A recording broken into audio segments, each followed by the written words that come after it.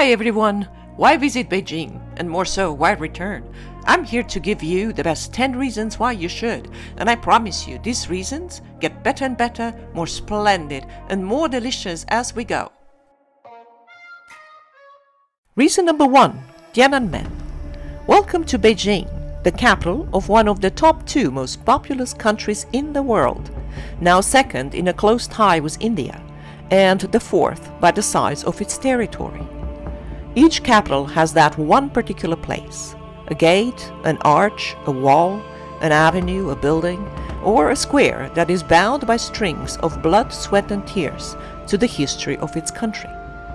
Tiananmen is that place for Beijing. The square is graced by the North Gate of Heavenly Peace, once known as the Great Ming Gate leading into the Forbidden City. It is impossible to summarize China's history in 2 paragraphs, so I'll only point out a few key events that happened here.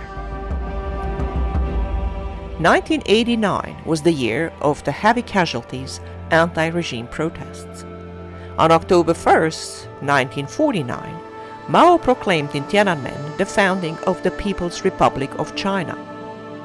Since 1977, Chairman Mao's mausoleum was erected, while in 1958-59 the Monument of the People's Heroes, the Great Hall of the People, and the National Museum of China were built in Tiananmen Square, and all are open to visitors. May 1st is China's Labor Day, and revered portraits are taken out for the procession. Lenin, Stalin, Karl Marx, Friedrich Engels, Sun Yat-sen and Mao Zedong. The square accommodates 600,000 people during such events. Entering China is becoming easier and easier, and many countries benefit from mutual visa waiver programs, while some others were added just recently.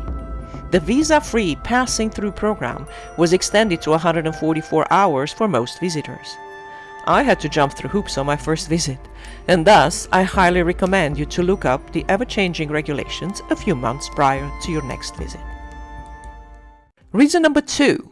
GONG, or the Forbidden City, a UNESCO World Heritage Site. There are 2 questions I will attempt to answer here before I'll let you wander on your own through this truly unique place on Earth. 1. Why is it forbidden? And 2. How big is it? It is forbidden, figuratively, because it is the abode of an earthly emperor linked to a celestial emperor, symbolized by the North Star, an entity associated with a triad of pure ones, the primordial emanations of the Tao, or the natural way of the universe. Though the word for forbidden can also mean the color purple. How big is it?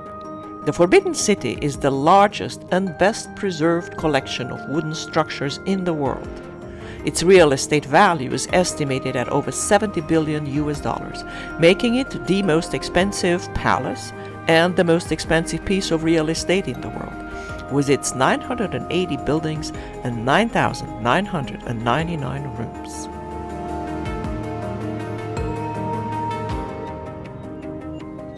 Its construction began in 1406 during the Emperor Yongle, and it took 14 years to be completed with more than 1 million workers. The materials used are fine rare wood, white marble, yellow glazed roof tiles, and the so-called golden floors. The palace was the home of 24 emperors, 14 from the Ming dynasty and 10 from the Qing dynasty, until 1912. A small but valuable portion of its treasures ended up in Taipei's National Museum in Taiwan.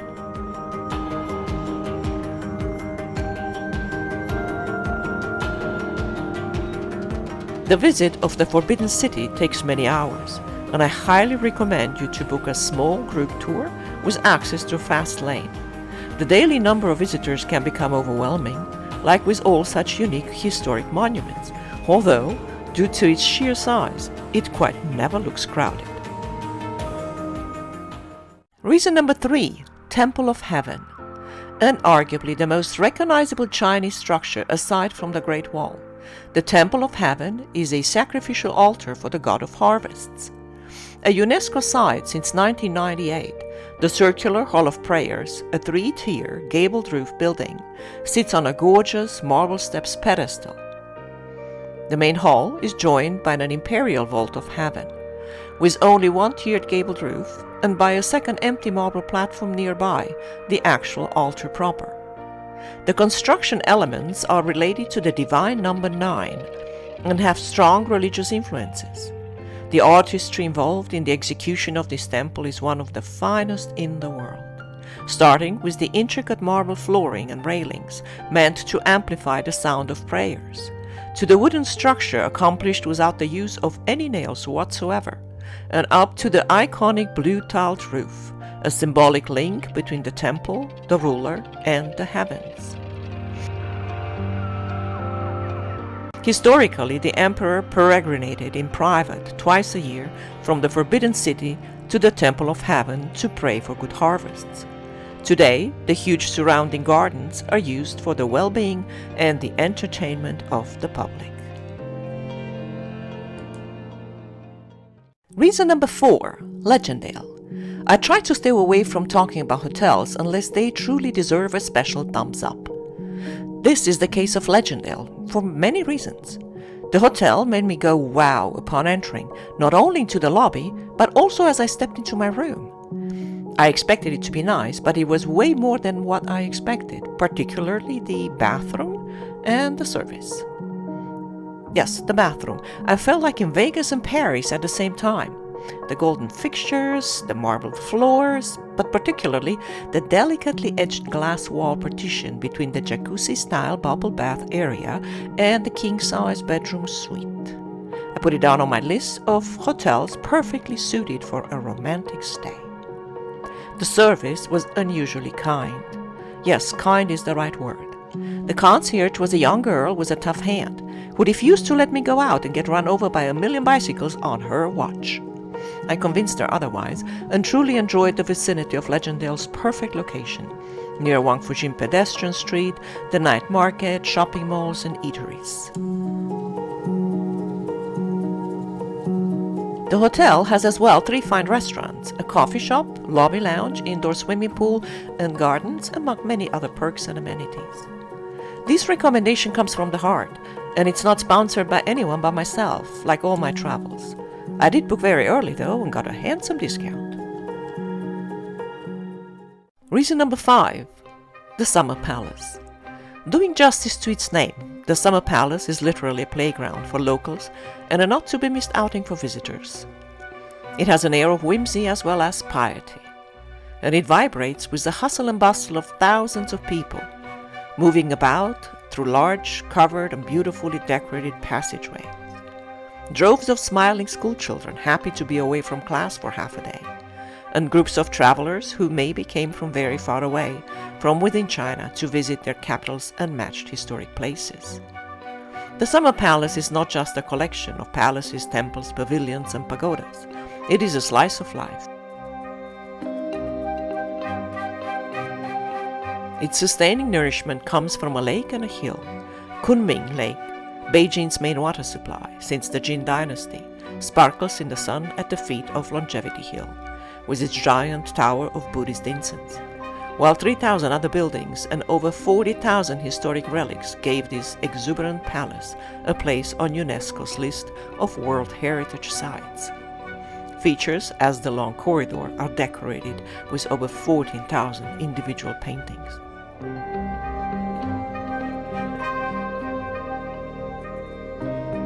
The lake enchants with iconic bridges and unusual boats, as well as the lavish surrounding gardens. Among the bridges, one has 17 arches and is incredibly photogenic, while a charming smaller one, the Xuyi Bridge, has only one perfectly round arch, making a boat trip on the lake a necessity.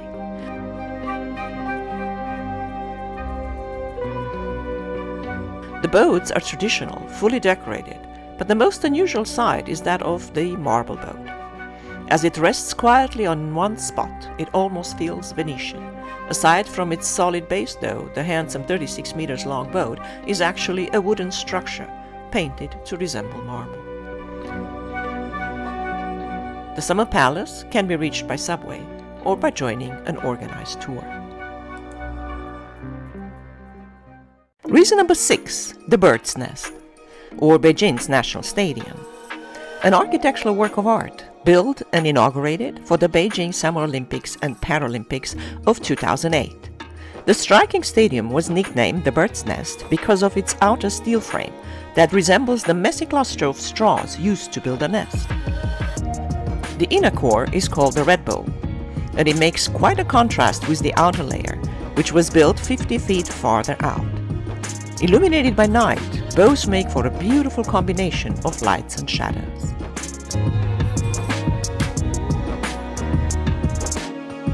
It took 4 years to finish it, and $428 million. The masterminds behind this beauty were the Swiss architects Herzog and de Meuron, leading a team of various other collaborators. The Chinese artist Ai Weiwei was involved at some point, hence the shape of the inner bowl, most probably inspired by Chinese ceramics. Historically, a bird's nest was a traditional natural tonic consumed by Chinese emperors, though it seems that the metal structure had mostly a weight-bearing role for a retractable roof that was later left out. Nonetheless, the stadium has a heating and a cooling system for every season. With a capacity of 91,000, the Bird's Nest is rarely booked for sporting matches capable of demanding such an audience, but is self-sustaining through tourism and as a concert venue. The Bird's Nest is not the only ultra-modern building in Beijing.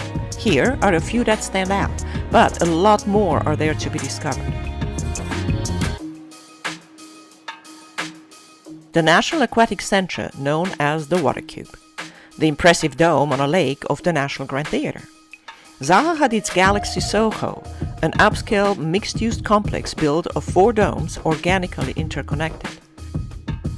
The gigantic tall city tower named China Zun, as well as Beijing's Daxing International Airport, also one of Zaha Hadid's masterpieces. And so many more reasons to return. Reason number 7, the Great Wall of China. This is a subject that makes my heart flutter and my hands shake. Is it only me? My history classes during my earlier school years have painted in my head such a majestic picture of the Great Wall, for its role, its endurance, its uniqueness, and its magnificence.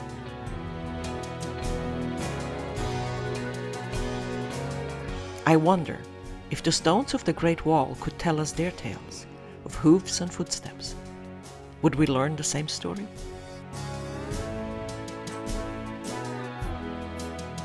The Great Wall, or the Wei Li Jianzheng, recently included in the new 7 Wonders of the World, was built by Chinese emperors for protection from nomadic groups moving into their territories from the Eurasian steppe. If you take a closer look at the early history of humans, they were migratory by nature, on a constant move in search for a better life. They were also belligerent by nature, since survival of the fittest was the only way of life they had ever known. The earliest civilizations that became dependent on agriculture also became sedentary and were able to develop more advanced societies with specialized roles and trades. These civilizations had to defend themselves from the nomads. Thus China started to build the Great Wall as early as 700 years BC, although the main part was built much later during the Ming Dynasty.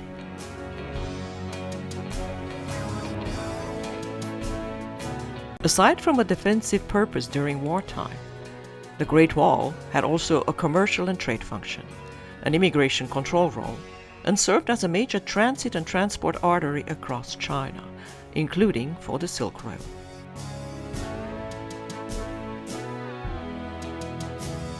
As a defense wall, it included garrisons and barracks, as well as watchtowers for sending smoke signals.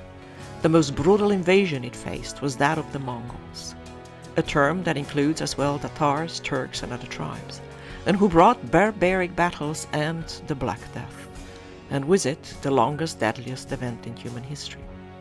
Under the reigns of Genghis Khan, Kublai Khan, and Timur Lenk, their legacy endured in China as the Yuan dynasty, in Persia as the Timurid Empire, and in India as the Mughal Empire, thus changing the world as we knew it.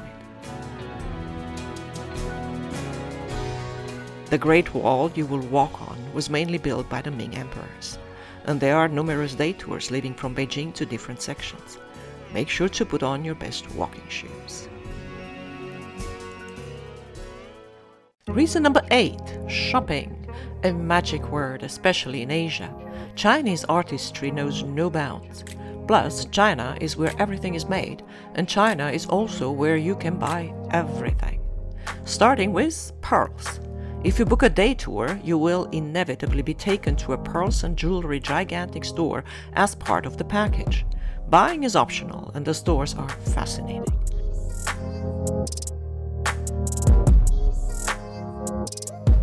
Silks come in all kinds of prices. Traditional Chinese clothing is beautiful, and depending on what store you enter, you can find garments, trimmings, or decorative embroidery.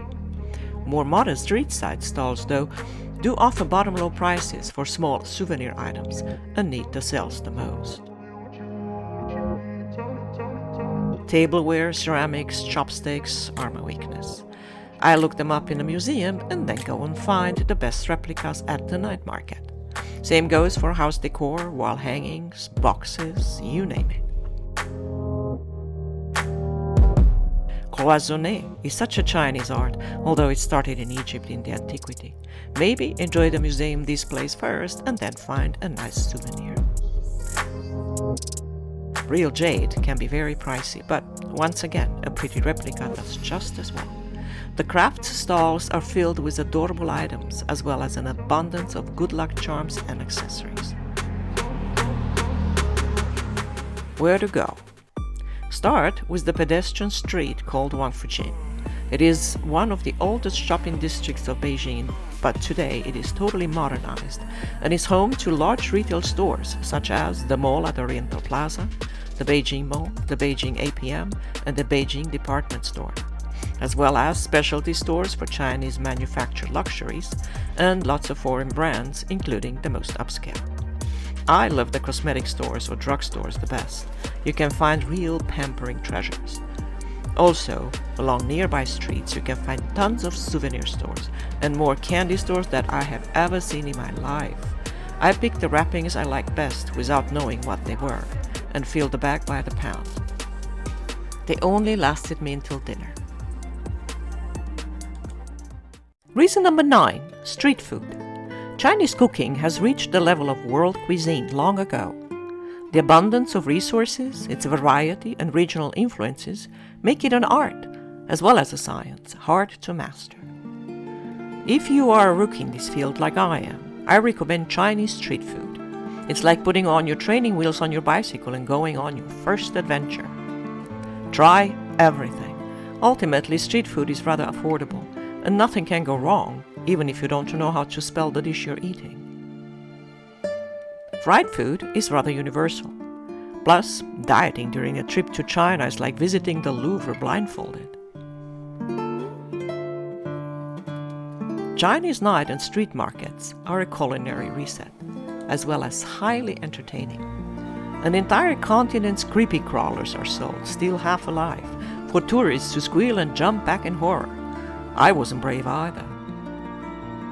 For meat eaters, everything that flies, swims, and runs on 2 or 4 feet is available, including all their extremities and insides. But China is, in this respect, just one of many countries that fully enjoy their meats. The crowning glory of Beijing's cuisine is the Peking duck, an imperial dish. The young birds are sacrificed after being fattened when turning about 60 days of age, and roasted on a closed or a hung oven, but not until generously embalmed with sweet and spicy glazes and marinades and hung out to dry for some time. There is way more than this to cooking a proper Peking duck. I only know how to eat it. Take your time at the night market. Savor the hustle, the clouds of steam, the aromas, and the people's smiley faces. Some markets are permanent, some temporary. Wangfujing, TIANANMEN, and Jiumen are just a few of the bigger ones. Reason number 10, BAIJIU. Ever since I watched The Untamed, I became curious about the liquor Wei Wuxian was so fond of, and so it was that I find BAIJIU one of the world's most consumed liquors. Distilled since many centuries BC, it was a fermented wine at first, and later it became a distilled spirit made from grains. Today it is much stronger, with a taste comparable to that of peaty whiskey, with a bit of sweetness. Some rare vintages demand prices nearing $30,000 per bottle, while the cheaper versions go for the price of beer. Personally, I'm in love with their packaging and the gorgeous bottles they come in, as well as the liquor's museum quality serving tableware.